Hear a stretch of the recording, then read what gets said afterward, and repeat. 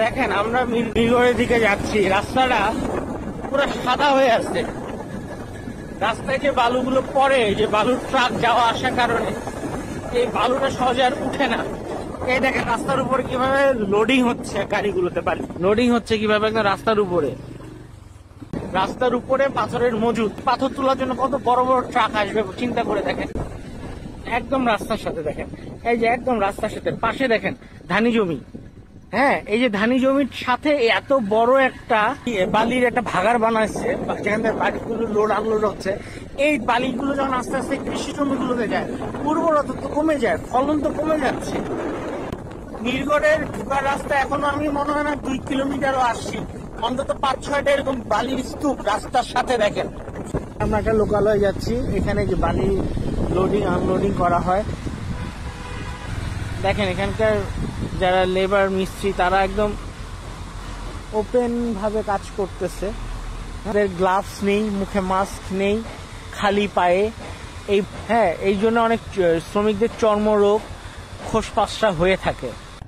একটা tractor loading হয়ে যাচ্ছে, যে চালাচ্ছে তার মুখেও মাস্ক নেই, যিনি বসে আছে গ্লাভস নেই, মাস্ক নেই, কিছুই নেই, এবং বালিগুলো ওপেন ভাবে নিয়ে যাওয়া হচ্ছে। যেই সরকারি আসুক কাজ করুক, এই রাস্তা টিকাতে পারবে না। আর এই পাশে নদীটার অবস্থা দেখেন। পঞ্চগড়ের নদীগুলোতে পানির প্রবাহ নাই কেন? কেন আমাদের পঞ্চগড়ের নদীগুলো মারা যাচ্ছে? কারণটা হচ্ছে এই, কোনো নিয়ম নীতি ছাড়া বালি তোলা, পাথর তোলার কারণে নদীর নাব্যতা হারিয়ে যাচ্ছে। আর এইগুলা দেখেন রাস্তা, মনে হয় বালি সাগরের ভিতর দিয়ে যাচ্ছি আমরা। এই দেখেন একটা, এই মানুষটার কি অবস্থা হবে যদি এরকম ধুলার ভিতরে চলতে হয়। দেখেন সামনে দেখেন কি অবস্থা, ট্রাকটাই দেখা যাচ্ছে না ভাই, দেখেন ধুলায়, দেখছেন? আমরা পঞ্চগড়ের পাথর এবং বালু ব্যবসার বিরুদ্ধে না, আমরা চাই এখানে পাথর এবং বালু শিল্পটা যাতে আরো ব্যাপক আকারে প্রসার ঘটে, কিন্তু এইভাবে না।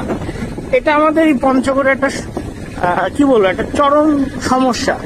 আমরা পঞ্চগড়কে ভবিষ্যৎ পর্যটন খাতে একটা খুব ভালো অবস্থানে নিতে চাই, কিন্তু যদি এরকম অবস্থা হয় যে যত্রতত্র এভাবে বালি পাথর স্তূপ করে রাখছে রাস্তার পাশে লোকালয়ের কাছে, তাহলে কিন্তু আমাদের আমরা যে আরেকটা পর্যটন শিল্প দাঁড় করাতে চাচ্ছি, এখানে পর্যটকদেরকে যে আকর্ষণ করবে যে অবস্থা, যে প্রাকৃতিক পরিবেশ, সেই প্রাকৃতিক পরিবেশটা এখানে পঞ্চগড়ে থাকবে না।